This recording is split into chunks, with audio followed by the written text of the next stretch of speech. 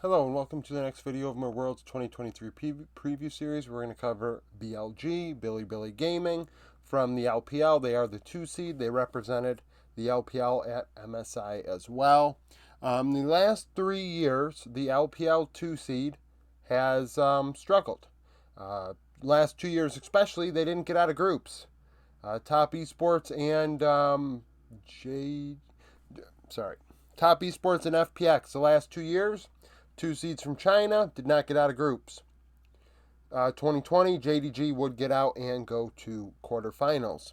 Keep in mind, this is a different format, so there is a better chance for the team to get out. But historically, the 2 seed from China has hit a wall at Worlds. Their coach is Tabe. Tabe is 73-31 as a coach all time, formerly of RNG. At Worlds 2017, with Hong Kong attitude, he wouldn't get out of play-ins. But last year at Worlds 2022, he would get to quarterfinals. MSI 21 and 22, he would win as coach of RNG.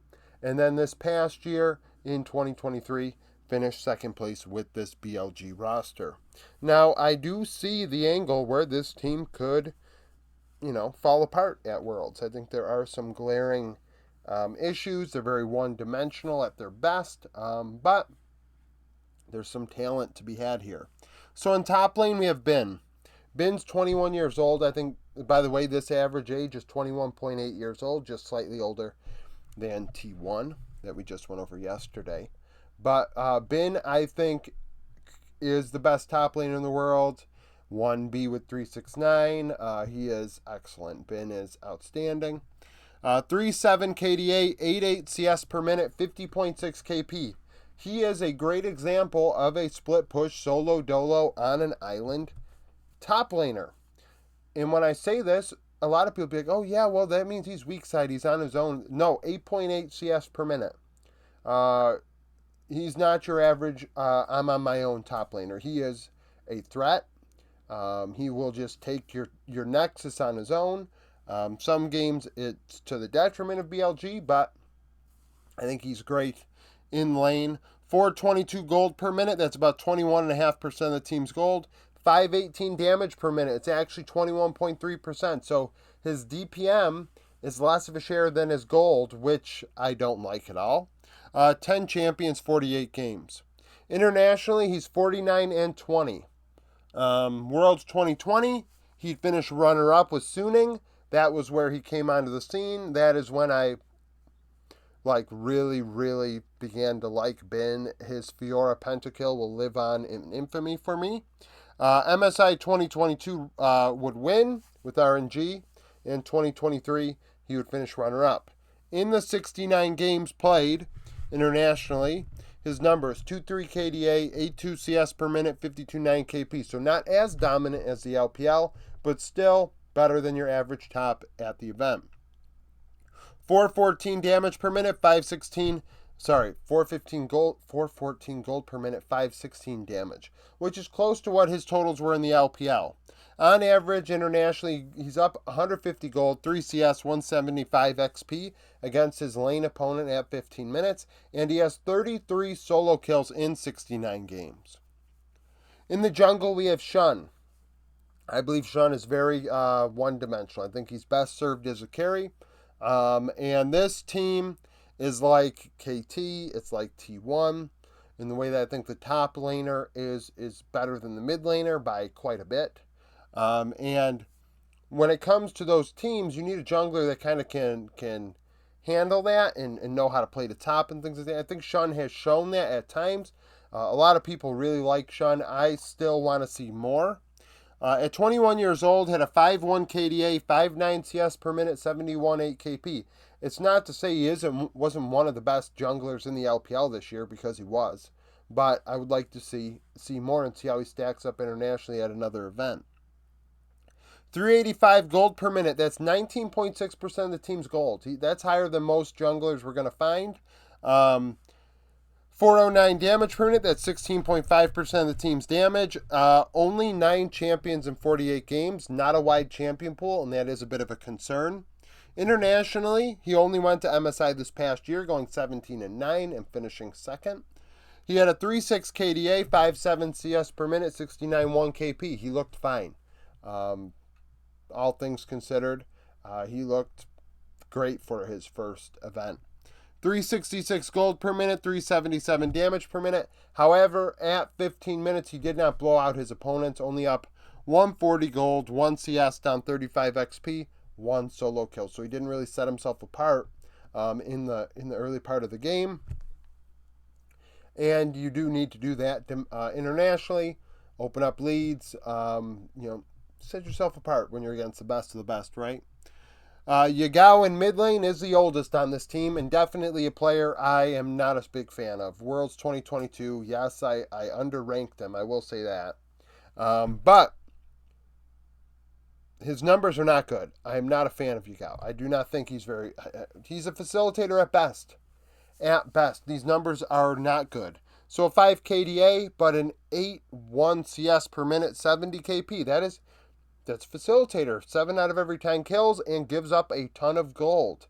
410 gold per minute is only 21% of the team's gold. He is the third tier carry when it comes to resources on this team. However, I will give him credit. 634 damage per minute is 26.1% of the team's damage. So the return on investment for this team with Yagao is excellent. Now with Bin, it's not as good, right? We're not getting the gold to damage ratio that we want. But with Yagao, it is very good. Yagao finds a way to make an impact on team fights. It's just in lane, he ends up behind. Only 9 champions in 48 games as well. That was a problem at Worlds last year with JDG. It's a problem again to me now. I don't think his champion pool is big enough, and when push comes to shove against the best of the best, I think he lacks. Internationally, he's 32-18 in his career. Worlds 2020, out in quarters. 2022, out in semifinals. And MSI 23, runner-up. Across those 50 games, he has a 2.4 KDA, a 7.7 CS per minute, 63.8 KP. Like I said, internationally, he ends up in a hole. It's not good. This is where this team has a massive weakness, and it's in one of their carry roles. And some people say, oh, but Yagao looked so good this past split. As a facilitator, sure. But at this event, you need to offer more than one-dimensional play. And I think he is extremely one-dimensional. That's why Shun does have to play carries. You pigeonhole this team big time. Like, with KT, it's not as egregious. Like, BDD, you could throw him on a carry for a game or two, but Yagao, it's not quite as sound. 379 gold per minute, 486 damage per minute on average internationally, down 191 gold, 6 CS and 118 XP at 15 minutes, and 6 solo kills in 50 games. 80 carry is Elk. At 22 years old, Elk is one of my preferred 80 carries, if you will. I really liked him when he was with Team Wii, Team World Elite a couple years ago, but then he went to Ultra Prime last year, looked like dog shit. Because that team is bad, and then this year, turned it up, had an opportunity to succeed, and did so. These numbers domestically aren't super strong in some aspects. So a 4.5 KDA, 9.6 CS per minute, 70.1 KP. So he didn't open up massive leads and get a ton of resources. However, 479 gold per minute was 24.5% of the team's gold. 723 damage per minute, that's one of the higher ones we're going to see. Over 48 games, over 700 DPM is very high. 29.5% of the team's damage, and still 11 champions, 48 games. So Elk, maybe not a ton of gold, but return on investment's there. Internationally, he only played this past MSI, 17-9, second place. At the event, he was good. He was one of the best players there overall. 4.9 KDA, 9.9 CS per minute, 69.9 KP. 487 gold per minute, and over 800 damage per minute at the event. He was, like I said, one of the best players there. On average, he was ahead of his opponent. 620 gold, 6 CS, 260 XP. Every game, Elk went even at the event. There was a game that he went up 1240 gold. That's significant. And he does get boosted a bit by play-in stats. We do have to keep that in mind. With Shun, Elk, and On, MSI 2023, they did play a bit of play-ins, so that does help their stats, but it wasn't the majority of the games. 5 solo kills in 26 games. Lastly, we have On at support. I think that he is a question mark at 20 years old. 3.5 KDA, 71 4 KP, 11 champions, 48 games, because the LPL doesn't give us vision stats, nor CSD at 15 minutes, nor solo kills easily, which is unfortunate. Or the shares. Oh, sorry, the shares are there. That was not true. My apologies, LPL. Nevertheless, though, I do want to see how On does at this event. I thought he looked okay, if not very good at MSI, but we need to see more. 5.2 KDA, 75.6 KP, so 3 out of every 4 kills at the event. 326 vision score per minute, would place 9 wards every 5 minutes, a control ward every other minute, and clear 2 wards every 5 minutes. He did play 26 games at MSI, and that is his international experience. So this team, a lot of nice pieces. Bin and Elk. Excuse me. I think you can make a case for Bin and Elk being in the top 5 of their roles in the world. And then you have Shun and then Yagao and On. And I really do think this team is very, very clearly in one boat at their best, and it is Shun on carries, Bin on carries, and Yagao on a glorified support. Because to be honest with you, I'm not super sold on Bin on tanks.